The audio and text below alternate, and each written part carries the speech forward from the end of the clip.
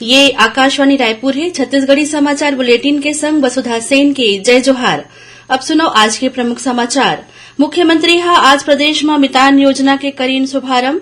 जन्म, विवाह, निवास, आय, मृत्यु प्रमाण पत्र सहित आने सेवा मन के मिलही घर पहुंच सुविधा। अंतर्राष्ट्रीय श्रमिक दिवस के मौका में आज लोगन मन बोरेबासी खा के श्रमिक मन ला दीन सम्मान। मुख्यमंत्री हा प्रदेश स्तरीय श्रमिक सम्मेलन में बुजुर्ग मजदूर मन ला एक मुश्त 10,000 रूपया दे के करीन घोषणा। और अनुसूचित जाति और जनजाति मन के जाति प्रमाण पत्र में अबले अंग्रेजी में अधिसूचित जाति के उल्लेख करे जाही। राज्य मंत्रिमंडल में लेगिस फैसला। अब समाचार विस्तार ले। प्रदेश में आज ले मुख्यमंत्री मितान योजना शुरू होइस। मुख्यमंत्री भूपेश बघेल हा ये योजना के शुभारंभ करिन। ये मौका में ओमन किहिन कि ये योजना के माध्यम ले सब्बो नागरिक मन ला, खासकर बुजुर्ग, दिव्यांग और निरक्षर मन ला घर बैठे आसानी से कई प्रकार के सेवा मिल सकही। योजना के तहत वर्तमान में 14 नगर निगम मन में 13 प्रकार के सेवा उपलब्ध कराए जात है। ये योजना के विस्तार जल्द ही पूरा प्रदेश में कर दे जाही और अन्य सेवा मन ला घलो ये योजना के माध्यम ले प्राप्त कराए जाही। योजना के अंतर्गत लोगन मन ला जन्म प्रमाण पत्र, विवाह, निवास, आय, मृत्यु प्रमाण पत्र और दूसर सेवा मन के घर पहुंच सुविधा मिलही। ये सेवा मन के लाभ ले बर मितान टोल फ्री नंबर 1454 में कॉल करे जा सकत है। आज अंतर्राष्ट्रीय श्रमिक दिवस आय। ये दिवस ला पूरा विश्व में श्रमिक मन के योगदान ला सम्मान दे बर मनाए जाथे। एला मई दिवस के रूप में घलो मनाए जाथे। ये दिन ला मनाए के उद्देश्य पूरा विश्व में आर्थिक और सामाजिक अधिकार ला प्राप्त करे में श्रमिक मन के समर्पण के प्रति आभार व्यक्त करना आय। छत्तीसगढ़ में घलो श्रमिक दिवस ऊपर अलग अलग कार्यक्रम आयोजित करे जाथे। मुख्यमंत्री भूपेश बघेल आज रायपुर में आयोजित प्रदेश स्तरीय श्रमिक सम्मेलन में शामिल हुईन और मौका में उमन किहिन की मुख्यमंत्री श्रमिक सियान योजना के तहत बुजुर्ग मजदूर मन ला एक मुश्त 10,000 रूपया दे जाही। संगे संग ए रिक्शा महिला मन ला 50,000 रूपया के जगह 1 लाख रूपया के अनुदान दे जाही। श्री बघेल हा किहिन की मुख्यमंत्री नोनी सशक्तिकरण सहायता योजना के अंतर्गत बेटी मन के उम्र 18 बछर 6 महीना निर्धारित रहीस, जिला बढ़ा के 21 बछर कर दे गे है। मुख्यमंत्री के आह्वान में श्री श्रमिक दिवस के अवसर ऊपर आज राजधानी रायपुर सहित प्रदेश भर में लोगन मन बोरेबासी खा के श्रमिक मन ला सम्मान दीन। मुख्यमंत्री हा आज श्रमिक मन संग बैठ के बोरेबासी खईन। गौरतलब है कि राज्य सरकार हा 1 मई मजदूर दिवस ला बोरेबासी दिवस के रूप में मनाए के निर्णय ले है। एला देखा संस्कृति विभाग डहार ले गढ़ के लेवा में आज ले बोरेबासी थाली के शुभारंभ करेगिस। राज्य प्रशासनिक अधिकारी मन घलो बोरेबासी खा के मजदूर दिवस मनाई। उन्हें नारायणपुर जिला में तैनात जिला पुलिस बल, छत्तीसगढ़ सशस्त्र बल और डीआरजी के जवान मन घलो बोरेबासी खईन।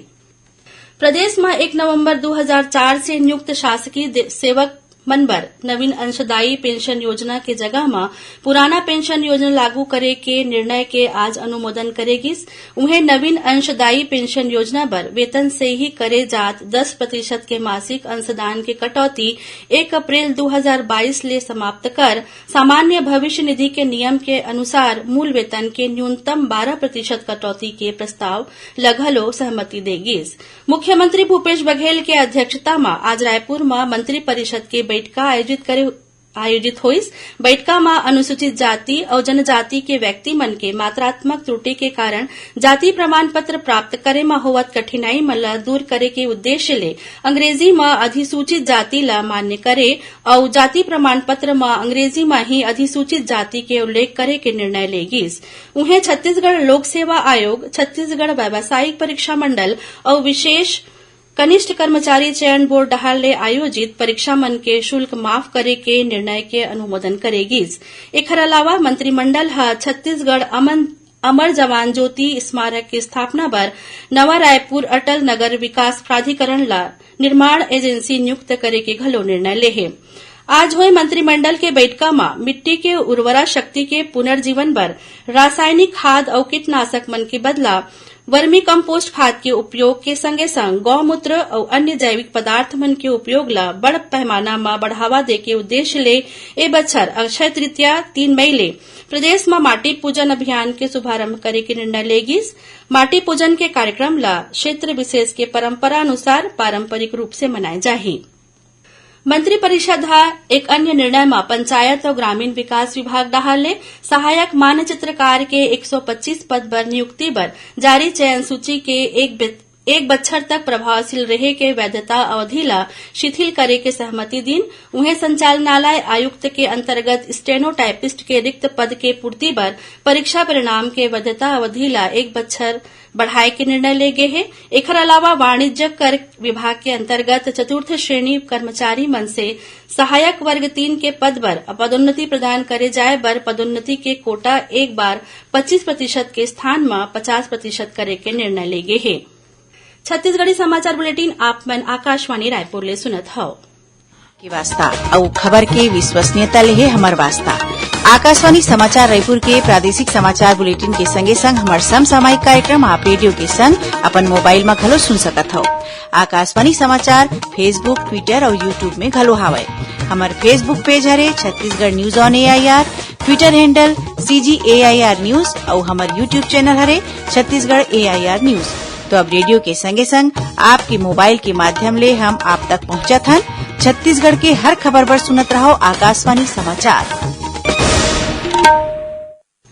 अब आगू बढ़बो बाकी समाचार कोती।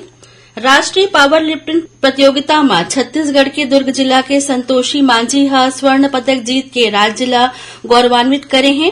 ये स्पर्धा बेंगलुरु में 27 से 30 अप्रैल तक आयोजित करे गई रहिस। एमा संतोषी मांझी हा 63 किलोग्राम वजन समूह में 180 किलो वजन उठा के छत्तीसगढ़ ला स्वर्ण पदक दिलाइन। उन्हें संतोषी मांझी हा स्क्वाट में 180 किलो, बेंच प्रेस में 85 किलो और डेड लिफ्ट में 180 किलो वजन उठा के कुल 445 किलो लिफ्ट में कांस्य पदक घलो हासिल करीन।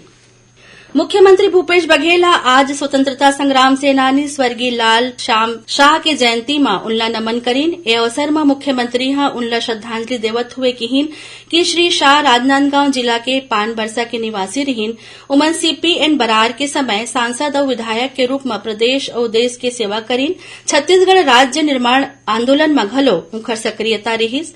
मध्य भारत के उमन बड़े आदिवासी नेता रहीन। मुख्यमंत्री कहीन कि क्षेत्र और प्रदेश के विकास में उखर योगदान भुलाए नहीं जा सके। राज्य के पूर्व मंत्री विक्रम उसेंडी के कार आज कोंडा गांव में दुर्घटनाग्रस्त हो गए। हालांकि श्री उसेंडी पूरी तरह सुरक्षित हैं। मिले जानकारी के अनुसार कोंडा गांव में आयोजित भाजपा के बैठका में शामिल होए बर श्री उसेंडी सर्किट हाउस डहर जात रहीन। यही दौरान ट्रक पिछू ले उखर कार ला टक्कर मार दिस, जेखर ले कार क्षतिग्रस्त हो गई। कार में सवार श्री उसेंडी सही सब्बो झन सुरक्षित है। पुलिस ट्रक चालक ला हिरासत में ले ले है। अब थोरकुन समाचार सारमा। Bilaspur police chit fund company के एक झिन डायरेक्टर ला हरियाणा ले गिरफ्तार करे है। गिरफ्तार डायरेक्टर ऊपर करोड़ों रुपया के धोखाधड़ी करे के आरोप है। रायगढ़ जिला के धर्मजयगढ़ वन परिक्षेत्र के अंतर्गत सारकपुर गांव में 11 हाथी मन के दल विचरण करत है और गरियाबंद पुलिस एक ठिन एम्बुलेंस ले करीब 30 किलो गांजा बरामद कर 2 झिन आरोपी मन ला गिरफ्तार करे है। आखिर में प्रमुख समाचार एक घाव फेर। मुख्यमंत्री आज प्रदेश में मितान योजना के करीन शुभारंभ। जन्म, विवाह, निवास, आय, मृत्यु प्रमाण पत्र सहित आने सेवा मन के मिलही घर पहुंच सुविधा। अंतर्राष्ट्रीय श्रमिक दिवस के मौका में आज लोगन मन बोरेबासी खा के श्रमिक मन ला दीन सम्मान। मुख्यमंत्री प्रदेश स्तरीय श्रमिक सम्मेलन में बुजुर्ग मजदूर मन ला एक मुश्त 10,000 रुपया दे के करीन घोषणा और अनुसूचित जाति और जनजाति मन के जाति प्रमाण पत्र में अबले अंग्रेजी में अधिसूचित जाति के उल्लेख करे जाही। राज्य मंत्रिमंडल लीज फैसला। एकरे संग छत्तीसगढ़ी समाचार बुलेटिन इहे सिरावत है। जय जोहार।